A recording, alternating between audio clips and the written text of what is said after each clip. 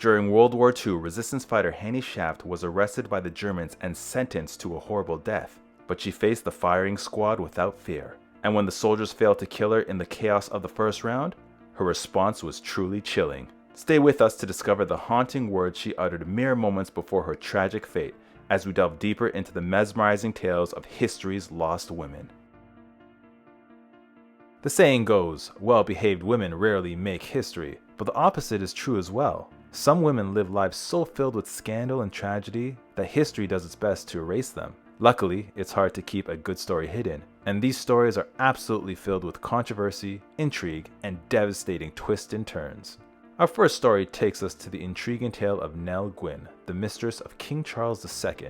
Now, while history might remember her as wealthy and popular, her journey to that status was quite the roller coaster ride. You see, Nell Gwynn was determined to capture the heart of King Charles II, and she pulled out all the stops to do so. She eventually became his chief mistress, a position she held for many years. But what most didn't know was the dark and intriguing hold she had over the king, hidden away from public view. Here's where things take a rather disturbing turn. One day, Gwynn found herself upset that her eldest son with the king was considered illegitimate. Frustrated with her royal lover, she took an incredibly drastic step. According to some historical sources, Gwynn actually grabbed her young son, who happened to be named Charles as well, and dangled him out of a high window. She threatened to let him fall unless the king granted him an official title. In a moment of sheer desperation, King Charles II blurted out, "God save the Earl of Burford." In doing so, he bestowed an earldom upon his son, ultimately saving the child's life. Talk about desperate times calling for desperate measures. Nell Gwynn's audacious act certainly left an indelible mark on history. Now we dig into the scandalous life of Louise Elizabeth, the Duchess who rocked 18th century France. The tabloids couldn't get enough of this debaucherous royal, known for her extravagant parties and a string of affairs that had devastating consequences. Affair after affair led to a heartbreaking series of miscarriages, and her wild lifestyle took a toll on her once youthful and vibrant frame. At just 22 years old, she found herself pregnant for the 6th time, but her body couldn't bear the strain any longer. After yet another heartbreaking miscarriage, she never fully recovered and met her end in agonizing pain at the tender age of 23. But here's the kicker, folks. Doctors performed an autopsy and dropped a bombshell that sent shockwaves through 18th century France. Louise Elizabeth was a full 2 weeks pregnant at the time of her demise, and the father's identity remains a mystery. Despite her tragedy, her life was a walk in the park compared to some of the other jaw-dropping tales we'll explore. Ever heard of Thelma Furnace? Well, you might not know her name, but you definitely know her story. This may be a forgotten chapter of royal scandal, love, betrayal, and heartbreak that set the stage for one of the most infamous love stories in history. So picture this, it's early 20th century and England is buzzing with whispers about King Edward VIII. Why? Because he's head over heels for an American divorcee named Wallis Simpson. But before Wallis, there was Thelma Furnace, and her story is just as compelling. When Thelma and Edward first crossed paths, it wasn't love at first sight, but as they spent more time together, sparks flew. There was just one tiny problem. Thelma was already married. Nevertheless, they embarked on a whirlwind affair, sneaking away for long weekends of passion. Their love blossomed until another woman entered the picture. Thelma claimed she introduced Edwards to Wallis Simpson, unwittingly sealing her own fate. When she finally decided to leave her husband and be with Edward, the future King of England, joy and sadness intertwined. But here's where the heartbreak begins. Thelma, realizing she'd be separated from Edward for a few weeks, asked her friend Wallis to keep him company. Big mistake. When she returned from her trip, she discovered that her lover and her friend had betrayed her. Despite putting on a brave face, Thelma's heartbreak lingered through the years. And in 1970, at the age of 65, her life came to an end. She was carrying a miniature teddy bear that Edward had given her years earlier. It was worn down to the nub, a poignant symbol of her enduring affection. Thelma's story reminds us that sometimes, even in the face of betrayal, the heart can't help but hold on to the past. Next, we're delving into the jaw-dropping chapter of the Cold War involving the CIA, Fidel Castro, and a love affair that took an unexpected turn. It's the year 1960, and the CIA is determined to eliminate Fidel Castro, the leader of Cuba. Their plan? Involve Castros Mistress, Merida Lorenzo, in a sinister plot.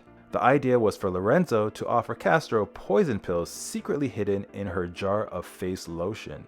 However, as fate would have it, things didn't go quite as smoothly as the CIA had hoped. The poison pills ended up dissolving in the cream, which was a major blunder. Even worse, Castro became suspicious of Lorenzo's intentions, sensing that something was amiss. But here's where the story takes an astonishing turn.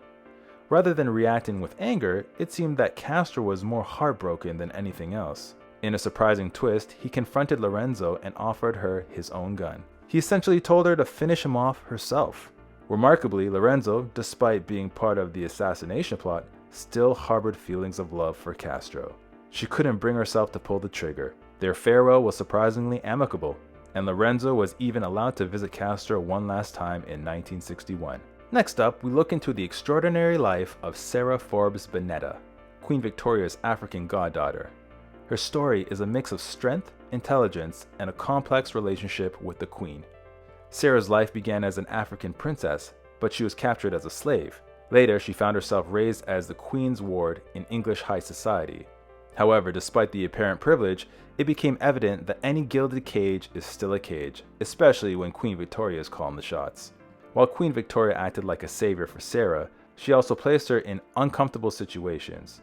The worst of these was when Sarah's 31-year-old former classmate James expressed his desire to marry her when she was just 19. Sarah wasn't keen, but James went straight to Queen Victoria, who surprisingly approved despite Sarah's objections. Sarah, left with no other choice, went along with the marriage. They went on to have 3 children, but Queen Victoria's feelings toward her goddaughter's husband remained mixed. Ironically, even though Queen Victoria encouraged Sarah to marry a man living in Lagos, she feared for Sarah's safety there, so much that she arranged an emergency escape plan via the Royal Navy. They were on standby to rescue her in case of any trouble, like a political uprising. However, Sarah's return to England wasn't driven by fear of losing her life, but an entirely different threat: tuberculosis. Despite her efforts to treat it, she tragically passed away at the age of 37 on August 15, 1880, in Funchal, Madeira Island. Queen Victoria publicly mourned her, but a private diary entry hinted at her blaming Sarah's widower, James, for her untimely death. Meddling indeed. It looked like Sarah Forbes Bonetta's life unfolded largely on the Queen's terms. Next, we dive into the remarkable tale from history where the odds were stacked against a strong, intelligent woman named Veronica Franco. In 16th century Venice, most courtesans followed in their mother's footsteps, and Veronica was no exception. Despite the challenges, she forged her own unique path. Veronica wasn't just a courtesan, she wore many hats: a poet, a feminist, and even faced with accusations of being a witch. Her story is anything but ordinary. She married young to a respectable doctor, but her life took an unexpected turn when she got pregnant during an affair and boldly asked for a divorce. With her dowry unrecovered, she had to find her own way. Now you may think courtesan was merely a fancy term for a sex worker, but Venetian courtesans were at the pinnacle of society. They owned property, received an education, delved into science, art, politics, and mingled with the intellectual elite. Veronica Franco was an immensely popular courtesan who captured the hearts of figures like King Henry III of France. In her spare time, she became a prolific poet, publishing her own works. However, success didn't shield her from the Venetian prudes and detractors, even from within her own household. Accused of witchcraft, Veronica defended herself in court with unwavering confidence, ultimately winning her case. But the damage to her reputation had been done. As she passed away at age 45, it seemed that history might forget Veronica Franco. Yet her legacy endured. Her writings resurfaced in the 18th century, and she became the subject of a book and a 1990s movie. Her story, one of resilience and defiance, continues to shine brightly in our historical narrative. We're diving deep now into the dazzling world of high society, where glittering ballrooms conceal dark, twisting corridors filled with secrets. And at the center of all of it was Uina Mountbatten, a socialite with a life more complex than a blockbuster movie plot. Picture this: Uina, just 19 years old, meets Lord Louis Mountbatten, a British royal family relative and a descendant of Queen Victoria. And let me tell you, he was quite the catch, nicknamed Dickie by his family. Sparks flew and they embarked on a whirlwind romance that seemed straight out of a fairy tale. But as they say, not everything that glitters is gold. After their lavish wedding and the birth of their daughter Patricia, Uina took a turn for the scandalous. While Louis was away in the Navy, she sent her daughter off to the coast with a nanny and, you guessed it, ventured into the world of affairs with society's most eligible bachelors. But hold on to your hats, the real shocker is yet to come. Uina didn't stop at one lover. She had them simultaneously, mornings with Lord Milnew, afternoons with the dashing polo player Laddie Sanford, and evenings with newspaper editor Mike Wardle. It was a real mess, let me tell you. Now, when Louis discovered the extent of Edwina's double life, he was devastated. But there was a practical issue. As a member of the royal family, a divorce would have caused quite the uproar. So, they decided on an open marriage. Yeah, you heard that right. Fast forward to Edwina's later years, and she had become a symbol of Britain. But here's where things get even spicier. Buried deep in an FBI file lies a secret that few knew. The file from 1944 deemed Mountbatten's persons of extremely low morals. Shockingly, it revealed that both Edwina and Louis were bisexual, a taboo in their time. There were even whispers of threesomes with secret lovers. But hold on, there's a darker side to this tale. The most disturbing allegations involved Louis Mountbatten himself. While there's no evidence of Edwina's involvement, sources now claim that Louis sought the company of young boys in some of his affairs. It's a stain on the Mountbatten legacy that not even today's progressive morals can erase. Next, we take a look into the incredible yet mysterious life of socialite Rebecca Harkness, the woman who inspired Taylor Swift's hit song, The Last Great American Dynasty. Rebecca was the epitome of American royalty in the 1950s, exuding wealth, elegance, and beauty. Born into privilege, Rebecca's life took a dramatic turn when she married oil magnate William Harkness. By 1956, she was even featured in Vogue, showcasing her in a stunning black main-bouché dress. But as time passed, her life went from classy to chaotic. As she aged, Rebecca's habits took a dark turn. She lived on champagne and injections, including testosterone and pain medications, leading to harrowing consequences. Reports even claimed that her marble bathrooms were often stained with blood and her muscles began to calcify. Rebecca's final moments were far from serene. Chaos erupted at her bedside, with people rushing to sign wills and trying on wigs. When she passed away in 1982, things got even stranger. In true Rebecca fashion, she had commissioned a bedazzled urn from Salvador Dali, costing a whopping $250,000.